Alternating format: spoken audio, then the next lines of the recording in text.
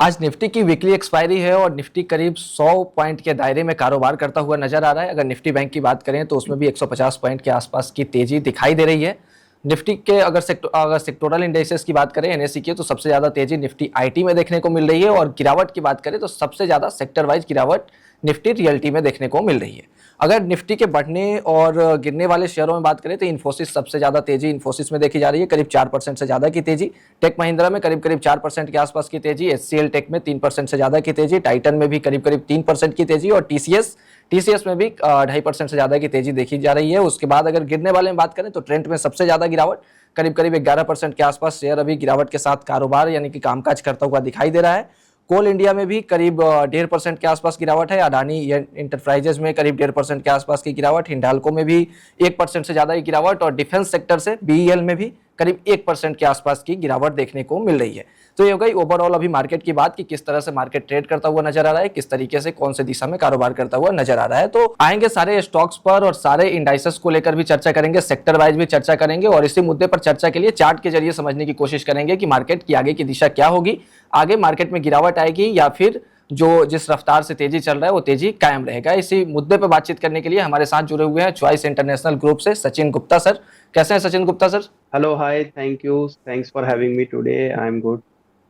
बहुत अच्छा कैसा लग लग रहा रहा है है सर आपसे मार्केट आज का मूड यहाँ माहौल पर जुड़ चार्ट के। के नजरिए से अगर देखें तो किस दिशा में जाने वाली है बिल्कुल मार्केट? आगे तेजी पे ब्रेक लगेगा या फिर जो तेजी चल रहा है वो जारी रहेगा आगे भी? जी बिल्कुल, अगर आज के ट्रेडिंग सेशन पे स्पेसिफिकली अगर हम बात करें तो आज मार्केट का ब्रेथ थोड़ा सा जो है वो खराब होता हुआ नजर आया है। मूड माहौल जो है वो थोड़ा सा खराब है। बिकॉज मेजरली निफ्टी के अंदर जो मोमेंटम बना हुआ है वो बिकॉज भी आईटी सेक्टर बना हुआ है। यहाँ से करीब 2 से 2.5% का जो है अपमूव जो है आईटी स्टॉक्स के अंदर, आईटी सेक्टर्स के अंदर दिखाई दे रहा है, जिसकी वजह से हम देख रहे हैं कि निफ्टी में एक पॉजिटिव साइड मोमेंटम है। इसके साथ साथ अदर सेक्टर्स पर अगर हम फोकस डालें तो थोड़ा सा प्रॉफिट बुकिंग और जो है वो हावी होती हुई मार्केट पर आज के ट्रेडिंग सेशंस में नजर आ रही है। Mid cap and small cap यहाँ हम देख रहे थे पिछले 3 से 4 ट्रेडिंग सेशन से एक अच्छी तेजी बनी हुई थी, वो भी थोड़ा स्लाइट कूल ऑफ होते हुए दिखाई दिए और आज नेगेटिव टेरिटरीज में जो है वो मोमेंटम कंटिन्यू करते हुए दिखाई दे रहे हैं। वेल निफ्टी की स्पेसिफिकली अगर हम बात करें यहाँ पर तो निफ्टी के अंदर अभी के लिए जो है वो ब्रिथ पॉजिटिव साइड की है। डेली चार्ट्स पर अगर हम देखें तो 24,350, 24,400 ये एक अच्छे सपोर्ट एरियाज अभी के लिए इंटैक्ट है निफ्टी में। और मुझे लगता है जब तक ये सपोर्ट इंटैक्ट है पूरी पॉसिबिलिटीज है अपसाइड में करीब 24,600, 650 तक के लेवल्स को चेस करने की कमिंग सेशंस में। वेल आज वीकली एक्सपायरी का दिन है तो मुझे लगता है थोड़ा सा साइडवेज ही रहेगा मोमेंटम। बट यस, अगर हम बात करें नेक्स्ट कमिंग सेशंस की तो 3 से 4 ट्रेडिंग सेशंस में मुझे लगता है कि करीब 24,600, 650 ये लेवल्स जो है वो टेस्ट होते हुए निफ्टी के अंदर नजर आ सकते हैं। वहीं अगर हम बात करें बैंक निफ्टी की तो बैंक निफ्टी में भी जो है वो लाइक कंपैरेटिवली स्ट्रेंथ कंटिन्यूसली बनी हुई है। अभी के लिए जो सपोर्ट एरिया बना हुआ 57,800, 58,000 के आसपास में बना हुआ है, जो कि मुझे लगता है कि एक अच्छे बेस लेवल्स है। और जब तक इसके ऊपर बैंक निफ्टी सस्टेन कर रहा है पूरी पॉसिबिलिटीज है ऑन दी हायर साइड में 60,000 तक के लेवल्स को चेस करने की। मुझे लगता है आज के ट्रेडिंग सेशन में स्पेसिफिकली इंडेक्स को चेज ना करते हुए थोड़ा सा स्टॉक स्पेसिफिक अपॉर्चुनिटीज पर फोकस रखना चाहिए। बिकॉज आज के ट्रेडिंग सेशंस में ना कुछ चुनिंदा स्टॉक्स के अंदर ही जो है वो मोमेंटम बना हुआ है, while majority of the stocks जो है कुछ बियरिशनेस दिखा रहे हैं, कुछ प्रॉफिट बुकिंग्स दिखा रहे हैं। मुझे लगता है स्पेसिफिकली इंटरडे के लिए जो है वो थोड़ा सा जो है वो स्टॉक स्पेसिफिक मोमेंटम पर फोकस रख के काम करना चाहिए। निफ्टी का चार्ट क्या कह रहा है सर? 25,000 का लेवल क्या अगले वीक तक, अगले ट्रेडिंग सेशन तक क्या आ पाएगा? नेक्स्ट वीक की अगर ट्रेडिंग सेशन वीकली एक्सपायरी तक अगर देखें तो 25,000 का आंकड़ा क्या निफ्टी पार कर पाएगा या फिर उसके नीचे ही दायरे में बना रहेगा? नहीं देखिए, 25,000 के लेवल्स काफी ऊपर के लेवल्स हैं और वो लेवल्स अभी एज पर दी चार्ट्स नजर नहीं आ रहे हैं। उससे पहले मल्टीपल रेजिस्टेंस जो है वो निफ्टी के अंदर बने हुए हैं।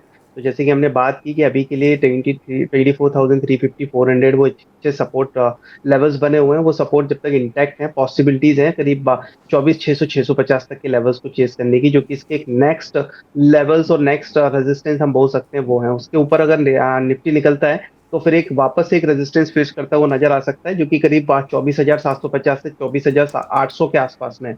मुझे लगता है 25,000 की बात करना अभी सही नहीं होगा, बिकॉज मल्टीपल रेजिस्टेंस ऊपर के लेवल्स पर नजर आ रहे हैं, जिसको सरपास करना निफ्टी के लिए बहुत जरूरी है।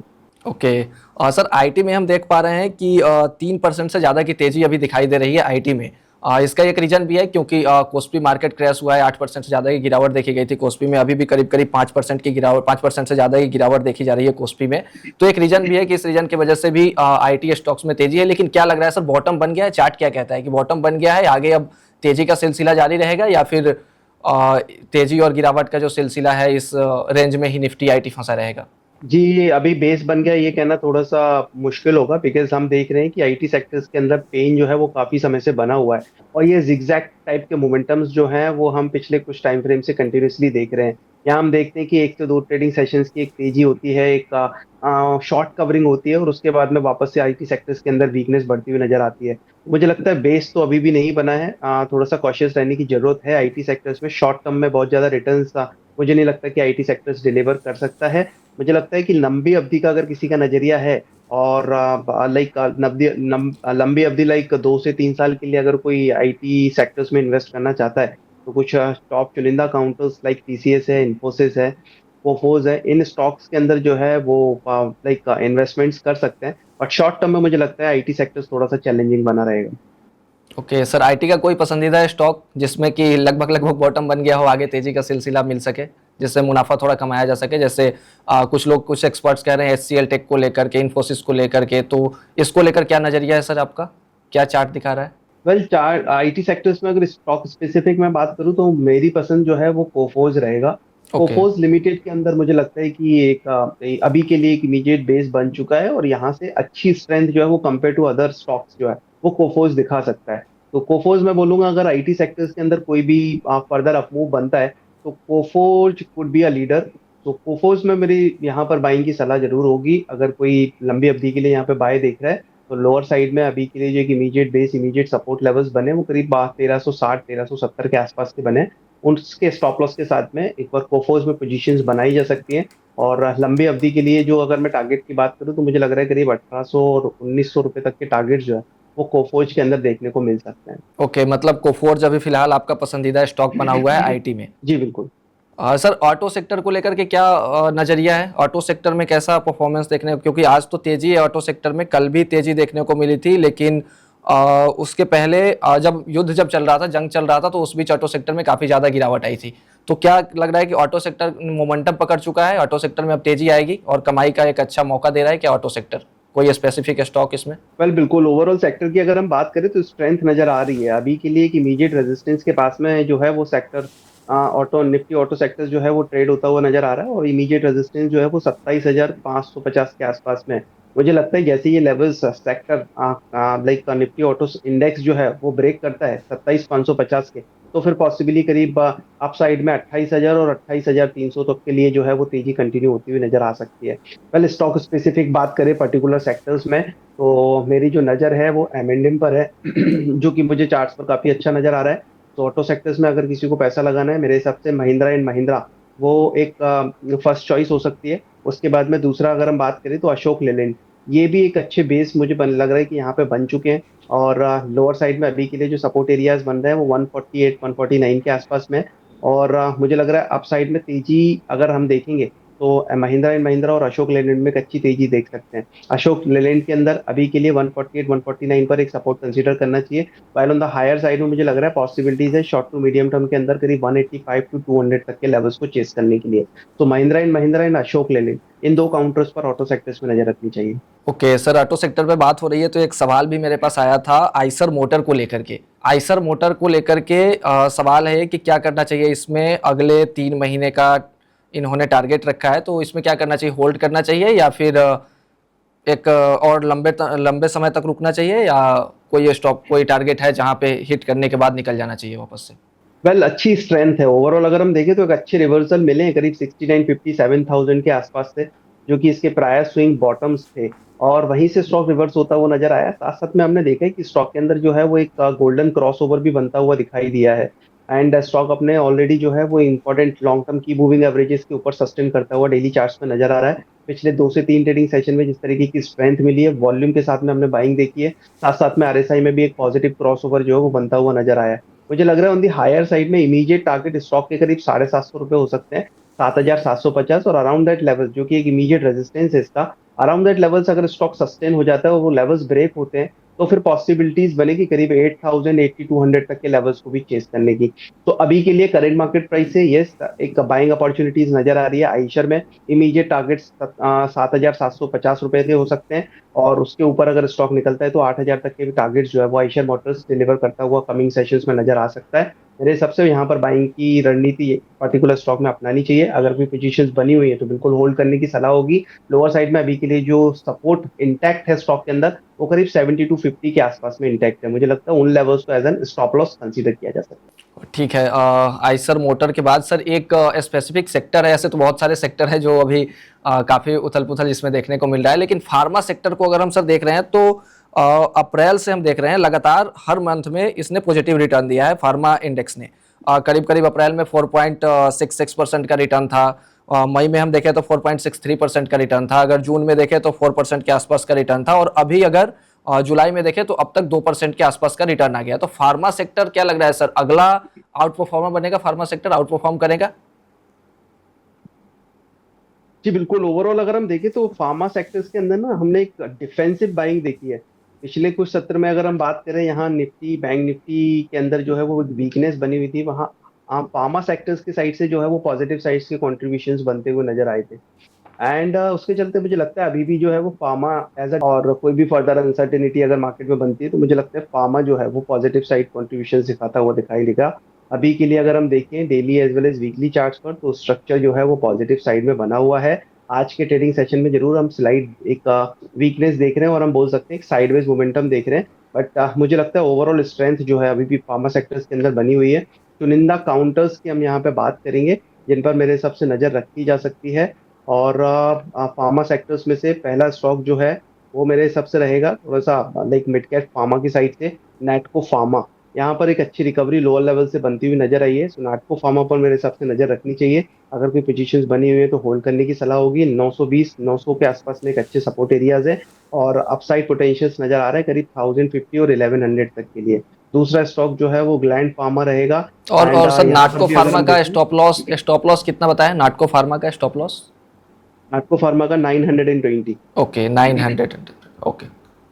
इसके बाद हम दूसरा स्टॉक अगर इस पर्टिकुलर स्पेस से देखें तो ग्लैंड फार्मा काफी अच्छा नजर आ रहा है चार्ट्स पर। वर्ज ऑफ ब्रेकआउट ही है, और 2520 2530 ये लेवल्स हैं इसके ब्रेकआउट्स के। आज के ट्रेडिंग सेशंस में ब्रेक जरूर हुए हैं, पर वहां से हमने एक स्लाइड प्रॉफिट बुकिंग स्टॉक के अंदर कंटिन्यू होती हुई देखी है। बट मुझे लग रहा है ये फर्दर लेवल्स के ऊपर अगर स्टॉक निकलता है तो पूरा दमखम रखता है करीब 2700 2750 तक के लेवल्स को चेस करने के लिए। मेरे हिसाब से 2500 के ऊपर अगर वापस स्टॉक निकलता है तो वहां पर एक बार बाइंग के लिए देखा जा सकता है। अभी के लिए स्टॉप लॉस जो है 2500 के ऊपर अगर कोई बाय लेता है तो उसको स्टॉप लॉस प्लेस करना होगा 2380 रुपए का। अप साइड में टारगेट रहेंगे 2700 2750। और थोड़ा सा व्यू चाहेंगे सर मेटल और रियल्टी को लेकर के, क्योंकि मेटल सेक्टर ने काफ़ी अच्छा परफॉर्मेंस किया था जब जंग हो रही थी दोनों देशों के बीच, अमेरिका और ईरान के बीच, तो अच्छा परफॉर्मेंस किया था। तो मेटल को लेकर के क्या व्यू है सर, और अब जंग खत्म हो गई है तो रियल्टी को लेकर के क्या व्यू है? कल सबसे पहले मेटल की बात कर लेते हैं। मेटल में मुझे लगता है थोड़ा सा साइडवेज मोमेंटम कमिंग सेशंस के लिए जो है वो कंटिन्यू होता हुआ नजर आ सकता है।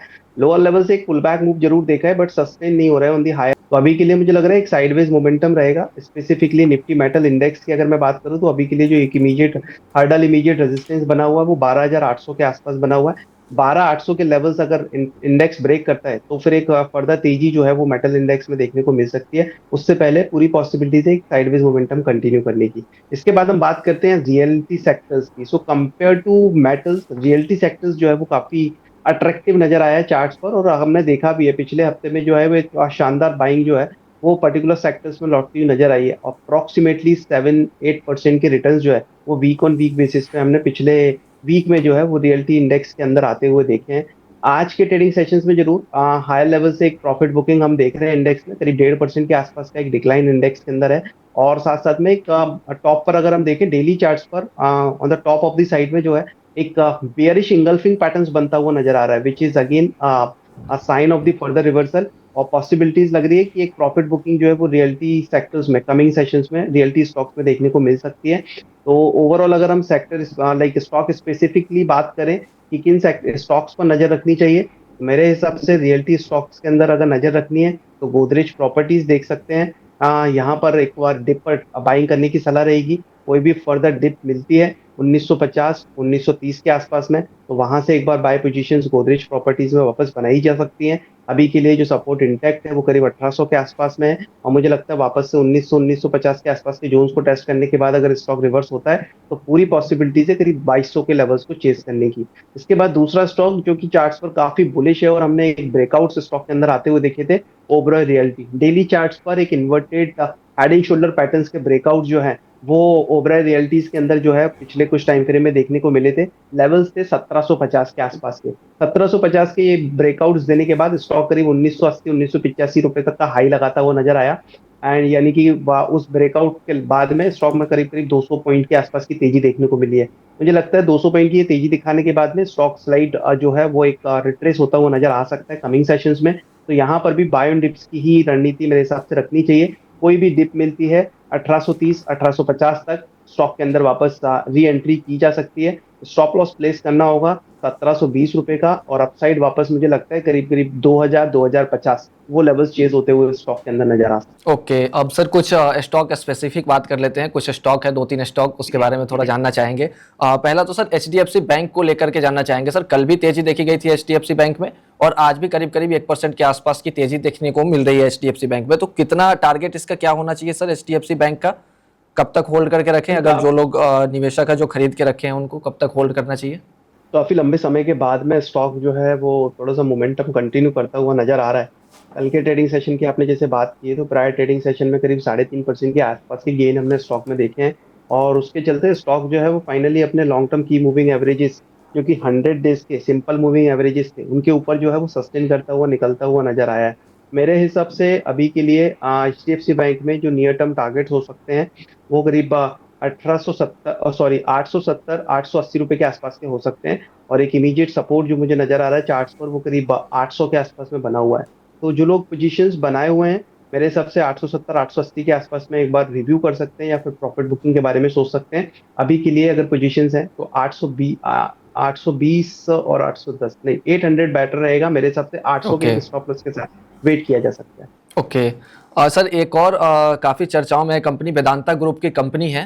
4 कंपनी में हमने देखा कि बढ़ गया डीमर्जर के बाद से। हम सबसे ज़्यादा तेज़ी देखने को हमें मिल रही है वेदांता आयरन एंड स्टील में।